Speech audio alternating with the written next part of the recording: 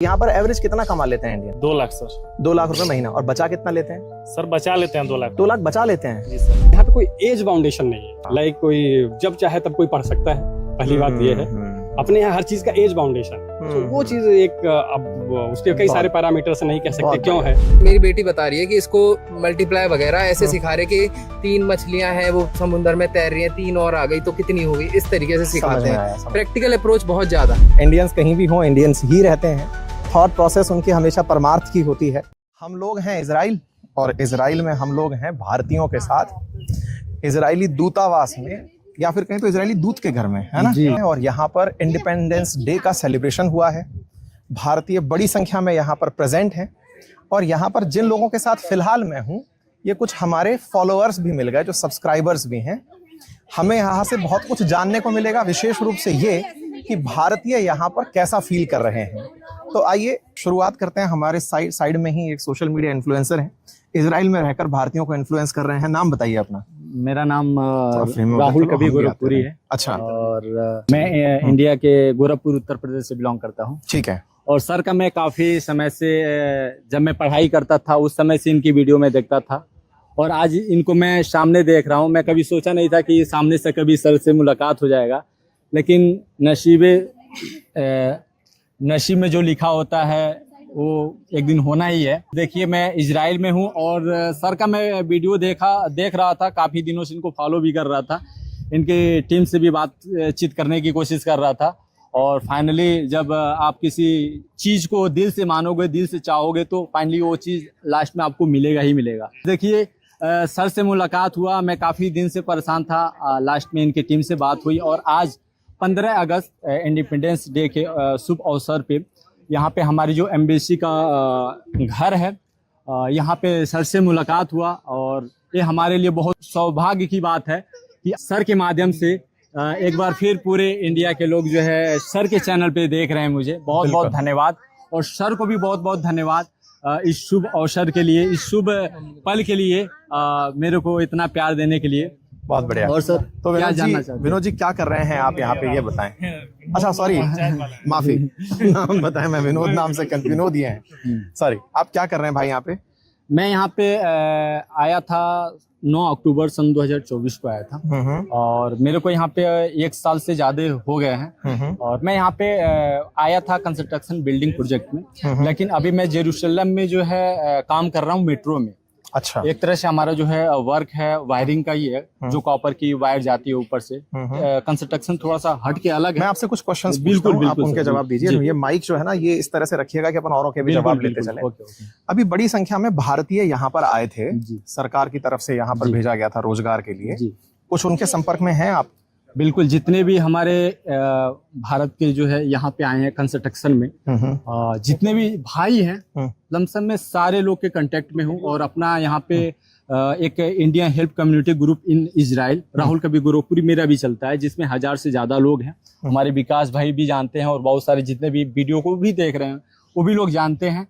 और हम लोगों की मदद कैसे, ये बताइए कि यहाँ पर लोग कैसा फील कर रहे हैं? मतलब क्या यहाँ पे सेफ फील करते हैं? जिस तरह की घटनाएं यहाँ पर सुनने को मिलती हैं, कभी कुछ हो गया है, कहीं से बम धमाके की आवाजें सुनाई देती हैं, तो यहाँ पर रहने वाले लोगों के अंदर फीलिंग क्या रहती है? मतलब वो डर में रहते हैं? लड़ाई के समय में भी, मैं डर का बताऊंगा आपको, डर के बारे में।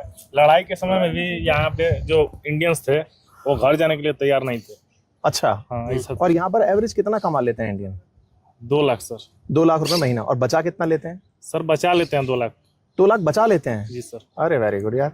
अच्छा, यहाँ पर जो सैलरी मिलती है वो शेकल में मिलती है? शेकल में मिलती है। यहाँ जहाँ आप लोग काम करते हैं वहाँ पर क्या आप लोगों को किसी तरीके से अलग तरीके से ट्रीट किया जाता है, या फिर नहीं सर, बहुत नॉर्मल ट्रीट होता है, वो बहुत मतलब अच्छा, मतलब कोई अच्छा व्यवहार होता है, डिस्क्रिमिनेशन नहीं होता है? सर। अच्छा। और वर्क जो आवर्स हैं यहाँ पर, ये भारत की तरह ही हैं या फिर एक्सेसिव वर्क कराया जाता है? नहीं, वर्क आवर मतलब यहाँ पे नॉर्मल वर्क आवर 8 आवर्स है। अच्छा। Normal work. उसके बाद ओवर टाइम होता है 4 आवर्स का। अच्छा। और हाफ आवर का लंच टाइम उसी में होता है। ओके।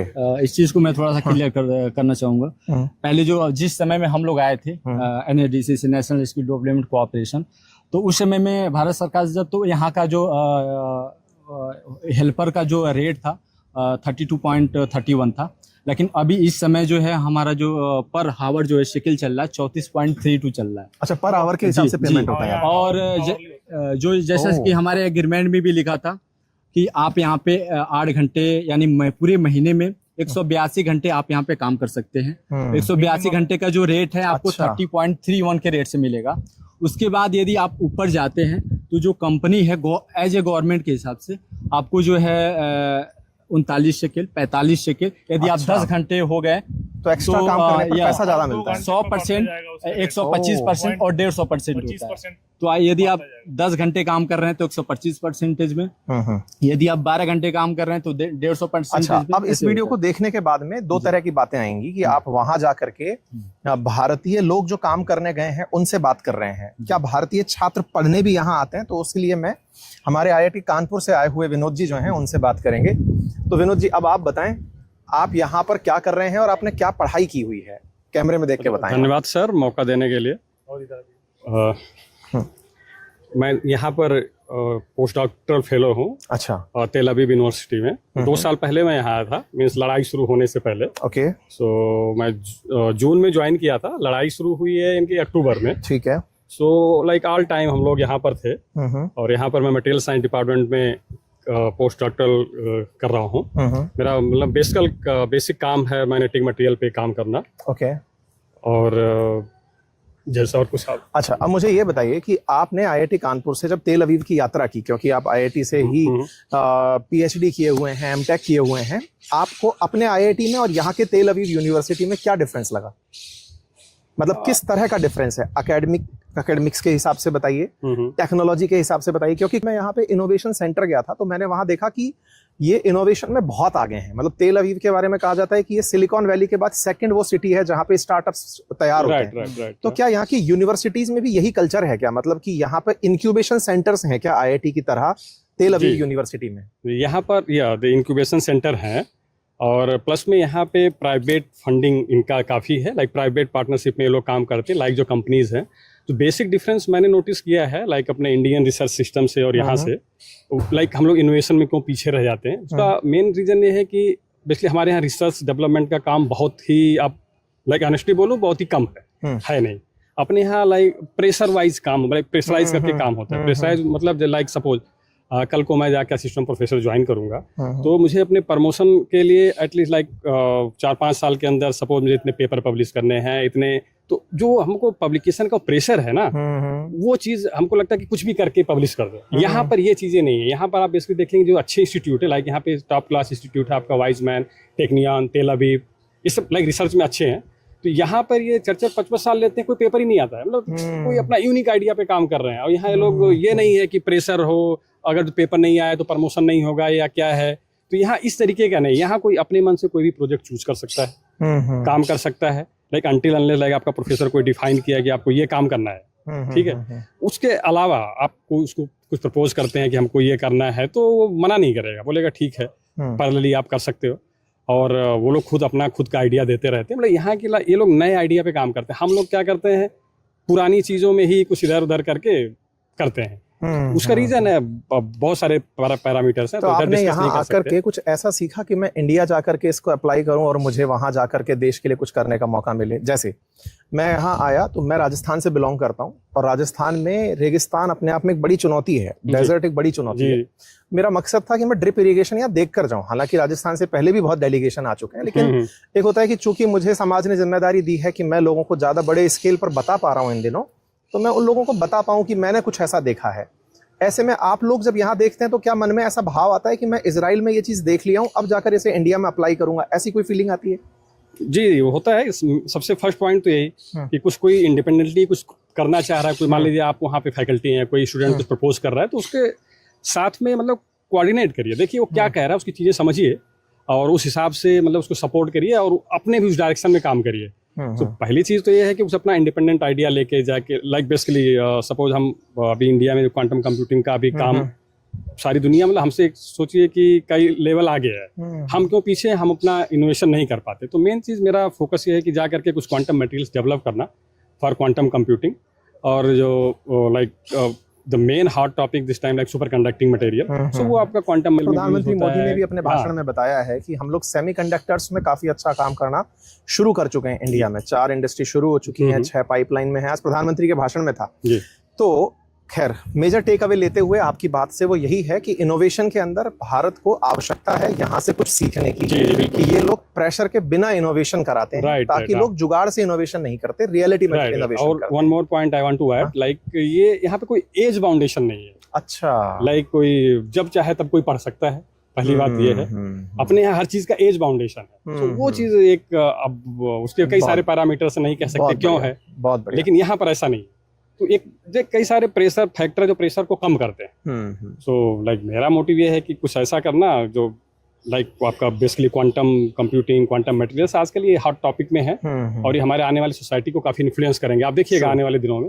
तो मैं नहीं है कि यहाँ से जाने के बाद वहाँ कुछ रिसर्च सेंटर स्टेब्लिश करना और जिसमें ऐसे मटेरियल्स डेवलप करना जो हमारे चलिए, quantum हमारी आपको computing बहुत और सारी इस सब में। शुभकामनाएं। आपसे भी परिचय लेते हैं, माइक अब इन्हें सौंपिए। जी, आपका धन्यवाद नाम सर, बताइए धन्यवाद। और आप कहाँ के रहने वाले हैं मूलतः? सर मेरा नाम मनोज शुक्ला है, मैं दिल्ली का रहने वाला हूँ और मैं आपकी वीडियो देखता हूँ फॉर अरे वाह। Information purpose. Thank you so much. और क्या कर रहे हैं आप यहाँ पे? मेरी वाइफ एम्बेसी ऑफ इंडिया में है, अरे अब क्या मैं बात उसी के साथ हूँ। अरे थैंक यू सो मच। ये मेरी बेटी है। अरे मेरा बच्चा। मैं एक क्या? बात ये कहना चाहूंगा, यहाँ पे ना एजुकेशन में बिल्कुल प्रेशर नहीं डाला जाता। हाँ। बच्चों को स्टार्टिंग से ही मतलब 5th-6th तक तो बिल्कुल पेपर होते ही नहीं, एग्जाम का कोई अच्छा। एग्जाम का कॉन्सेप्ट ही नहीं है। बेटा, आप उधर इनसे देखो। पूछो ना, आप इधर रिद्धि देखो। स्कूल कैसा लगता है? कैमरे में देखो, स्कूल कैसा लगता है बताओ? स्कूल बड़ा अच्छा लगता है। अच्छा लगता है? खिलाते हैं आपको वहाँ पे? नहीं, मैं खुद खाता हूँ खाना तो नहीं, वो- खाली खेल। खेल खिलाते हैं आपको? हाँ। अच्छा, कौन सा खेल पसंद है आपको? अलग अलग से झूले होते हैं, उस पर खेलता हूँ। अरे मेरा बच्चा। बहुत बढ़िया। सर जैसे कि इन्होंने बताया, यहाँ पे स्कूलों में फर्स्ट क्लास से ही बिल्कुल प्रेशर नहीं रखते और प्रैक्टिकल अप्रोच रखते हैं। मेरी बेटी बता रही है कि इसको मल्टीप्लाई वगैरह ऐसे सिखा रहे कि 3 मछलियां हैं वो समुद्र में तैर रही हैं, 3 और आ गई तो कितनी होगी, इस तरीके से सिखाते में आया, हैं। समझ में। प्रैक्टिकल अप्रोच बहुत ज्यादा है, बहुत बढ़िया। ये बहुत अच्छा है।